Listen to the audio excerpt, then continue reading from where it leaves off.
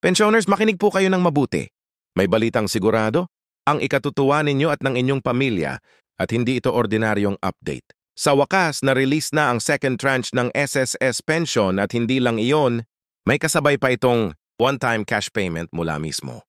Sa SSS at GSIS, marami ang hindi makapaniwala noong una pero ito ay opisyal na at siguradong may direktang epekto sa inyong bulsa.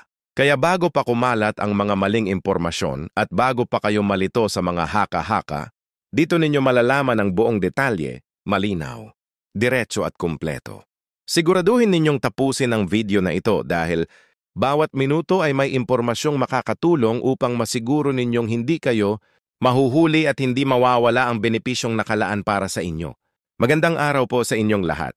Simulan natin sa malinaw na pagpapaliwanag kung ano ang nangyari. Opisyal na naipamahagi na ang ikalawang tranche ng SSS, pension para sa mga kwalipikadong pensioner, at kasabay nito nagkaroon ng one-time cash payment mula sa SSS at GSIS na layuning magbigay ng dagdag na lunas sa pagtaas ng gastusin. Yang balitang ito ay napaka-importante dahil maraming pamilya ang umaasa sa pensyon.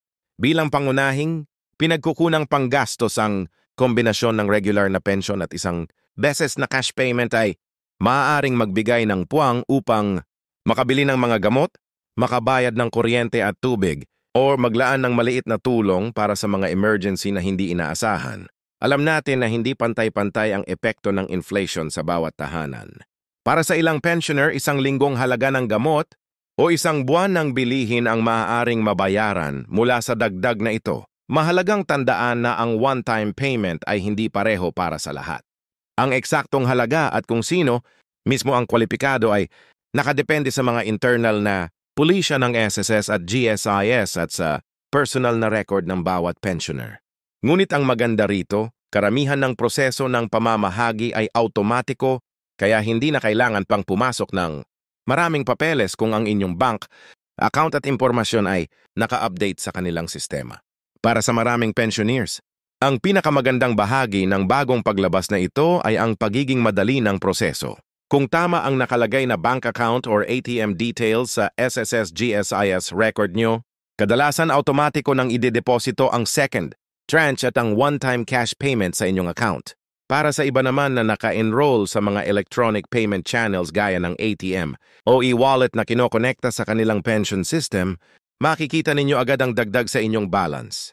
Ngunit kung nakatatanggap kayo ng pensyon sa pamamagitan ng over-the-counter o silyadong check, maaaring konting paghihintay o pagpunta sa tanggapan ng kailangan. Kaya mahalagang i-verify muna ang inyong payment mode.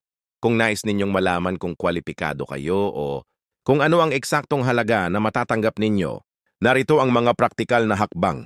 Una, i-check ang inyong account balance sa pamamagitan ng inyong bank app or ATM. Pangalawa, binag-login sa SSS o GSIS online portal kung kayo ay nakarehistro.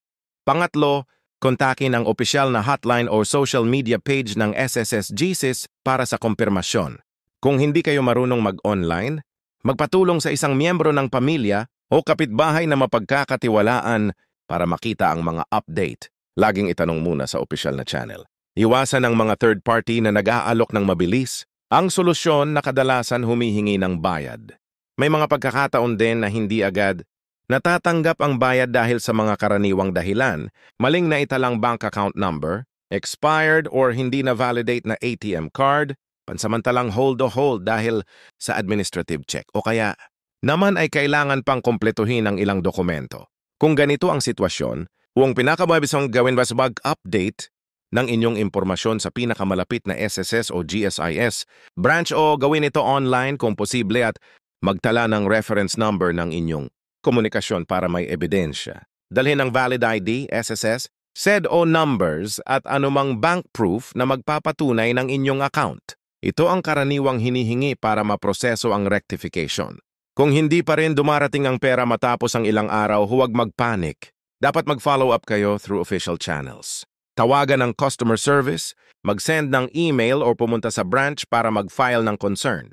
Kapag nasa opisina na kayo, maaaring hingin nila ang mga dokumento tulad ng pension ID, copy ng bank deposit slip kung mayroon, at isang form na magpapatunay na ang payment ay hindi pa na-credit. Importante ring itanong kung may tinatawag na hold o ibang dahilan kaya naantala ang release. Huwag basta-basta magbigay ng personal na impormasyon sa hindi opisyal na tao o grupo na nagte-text o tumatawag na nag-aangkin na makakatulong kung magbabayad kayo ng fee. Bilang paalala, malawak ang problema ng scam sa mga panahon ng pag-release ng ayuda at pensyon. Ang SSS at GSIS ay hindi humihingi ng bayad para lamang i-release ang inyong pension or one-time payment.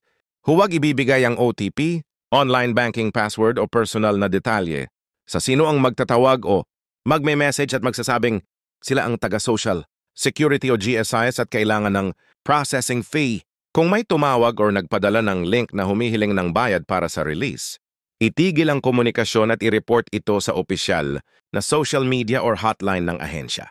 Marami din ang magtatanong kung paano pinakamainam gamitin ang one-time payment. Ang pinakamainam na payo ay pagplanuhan nito. Gumawa ng maliit na budget plan batay sa napakahalagang kailangan gaya ng gamot, utility bills at pagkain. Kung may natira, ilaan ito sa emergency fund o para sa maliit na investment na may mababang risk tulad ng puhunan sa sari-sari, store o pagnegosyo ng lutong ulam para sa kapitbahay. Para sa iba pwedeng gamitin ang bahagi nito para sa medical na check-up o para sa pagbili ng gamot na mahal. Ang mahalaga ay gumamit ng may prioridad at iwasan agad ang gastusin sa medingi, bagay na hindi mahalaga. Para sa mga pamilya ng pensioners, napakahalaga ang inyong suporta. Tulungan ang inyong mga magulang o lolo at lola na i-verify ang kanilang bank statements at records at mag-set up ng online banking. Kung hindi pa nila alam, maglaan ng oras para turuan sila ng mga online safety tips. Huwag mag-click ng kahina-hinalang link at huwag ibigay ang PIN or OTP. Kahit pa ang mag-aalok ay mukhang autoridad. Ang simpleng tulong na ito ay makakaiwas sa maraming aberya at scam. May ilang administrative tips na makakatulong para masiguro na hindi magkakaroon ng delay sa susunod. Una, checking updated ang contact information sa SSS GSIS, mobile number, email at address. Pangalawa, siguraduhing valid at active ang bank account na nakalink sa inyong pension record. Pangatlo, i-enroll lang inyong sarili sa e-services ng SSS o GSIS para makatanggap ng alerts at updates kaagad. Ang mga simpleng hakbang na ito ay makakatipid ng oras at magbibigay ng mas mabilis na solusyon. Kapag mayroong financial disbursement, kung sakaling may mga pensioner na nasa ibang bansa or OFW retirees, mahalagang mag-follow up din sa Philippine offices or sa designated foreign payment channels kung paano natanggap ang pension. May mga proseso ang SSS para sa mga international remittance or overseas payments. Siguraduhin lamang na may tamang bank, details o remittance partner ang nakaayos upang maiwasan ng pagkakaantala. Ang pamilya ng pensioner ay pwedeng tumulong sa pag-coordinate kung hindi maganda ang internet access o communication. Hindi rin dapat kalimutan na ang one-time payment na ito ay pansamantala. Habang malaking tulong ito ngayon, ang pangmatagalang solusyon ay patuloy na panawagan para sa mas maayos at sapat na pensyon. Maraming grupo ng mga pensioner at NGO ang aktibong nagsusulong ng permanenteng pagtaas ng pensyon at ang pagkakatuo ng publiko at mga mambabatas ay mahalaga upang maisakatuparan ang mas makabuluhang reforma. Bilang komunidad, ang pagkakaisa at maayos na representasyon ng mga pensioners ay makatutulong para hindi puro one-time ayuda lang ang maging solusyon sa kahirapan ng mga matatanda. Mahalaga ring pag-usapan ang mental at emosyonal na aspeto. Para sa maraming pensioners, ang dagdag na bayad ay hindi lang pera. Ito ay kapayapaan ng isip. Ang kaunting ginhawa mula sa gastusin ay nagdudulot ng mas mabuting kalagayan sa kanilang araw-araw na buhay, mas kaunting pag-aalala sa mga bayarin, at mas maraming pagkakataon upang bumili ng masustansyang pagkain o maka-avail ng gamutan. Bilang lipunan, dapat nating pahalagahan ang kanilang mga kontribusyon at siguraduhin na ang kanilang katandaan ay may dignidad at suporta. Kung kayo ay makakakita ng discrepancy, halimbawa, may nakitang halagang maliit kumpara sa inaasahan, i-document agad ito, screenshot ng account balance bago at pagkatapos at record ng anumang komunikasyon. Sa SGCs, ito ay magsisilbing ebidensya kapag kailangan ng mag-claim o mag-file ng follow-up.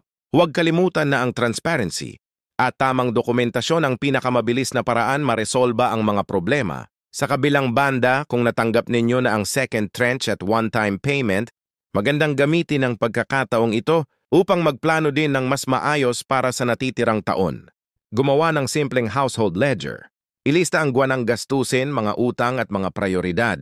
Sa ganitong paraan, mas malinaw kung saan pupunta ang dagdag na pera at mas maiiwasan ang biglaang paggastos. Ay malit na disiplina sa paggasta ngayon ay malaking tulong sa susunod. Para sa mga maliliit na negosyo na pag-aari ng mga pensioner o pamilya ng pensioner, ang one-time payment ay pwedeng magsilbing cash flow boost.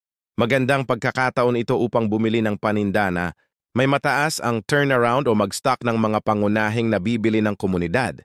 Ngunit mag-ingat sa pag-invest kung hindi sigurado ang potensyal ng kita. Kumonsulta muna sa mga kasamahan o kapamilya bago ilabas ang buong halaga. Balikan natin ng maikli ang mga dapat tandaan. I-check agad ang inyong account at mga opisyal na channels. Huwag maniwala sa mga humihingi ng bayad o personal na impormasyon. I-update ang records kung kinakailangan at magplano ng tama kung paano gagamitin ang One e-payment. Ang bawat hakbang na ito ay magbibigay ng kapayapaan, ng isip at mabilis na solusyon kapag may problema. Bilang pangwakas, isang tao pusong pagbati at pasasalamat para sa lahat ng pensioners na nagtrabaho ng husto para sa bayan. Ang paglabas ng second tranche ng SSS, pensyon at ang kasama nitong one-time cash payment ay maliit na. Pagkilala sa inyong sakripisyo. Ngunit dapat itong gawing simula ng mas malalim na pagtaguyod para sa maspat at matibay na pension system. Ipaalam ninyo sa inyong pamilya at kapitbahay ang impormasyong ito.